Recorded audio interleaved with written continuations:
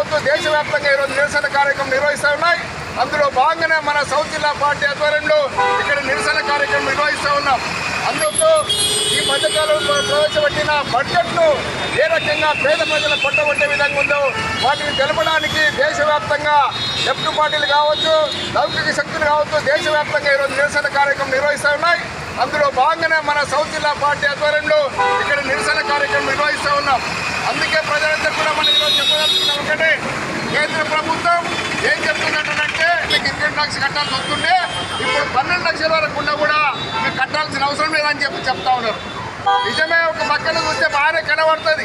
అంటే ఊపరి శర్వాన్ని అందరి పరిశీలన అన్నట్టుగా 12 లక్షల వరకు మన సామాన్య ప్రజానికానికి 12 లక్షలు ఎక్కడికి వస్తాయి? కనీస ఉపాధి ఏమైనా చూపిస్తున్నారా?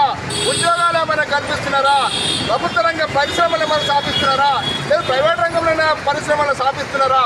12 లక్షల ఆదాయం వచ్చే రకంగా ఏదైనా చర్యలు తీసుకుంటున్నారంటే అక్కడ శూన్యం. నిరుద్యోగులకు ఉద్యోగాలు ఇస్తున్నారంటే అక్కడ శూన్యం.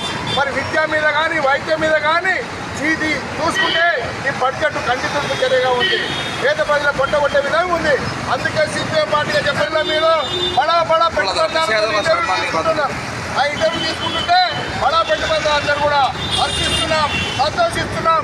చాలా బ్రహ్మాండమైన బడ్జెట్ అని చెప్తున్నారు. మరి వాడికి బడ్జెట్ అదే గొప్ప వరం. మరి సామాన్య ప్రజల దగ్గరికి వెళ్ళండి, కార్మికుల దగ్గరికి వెళ్ళండి, కర్షకుల దగ్గరికి వెళ్ళండి. వెళ్ళినప్పుడు వాళ్ళ విధానాలు ఏంటో, వాళ్ళ నష్టపెట్టో, వాళ్ళ సమస్యలు ఏంటో చెప్తారు. వాటిని వినే పరిస్థితులు లేదు. దానికి ఇంకా ఈ మీడియా కూడా ఏం చేస్తుందంటారంటే అబద్ధ కల్పన చూస్తుంది. ఈ బడ్జెట్ చాలా గొప్పదని చెప్తా ఉన్నారు.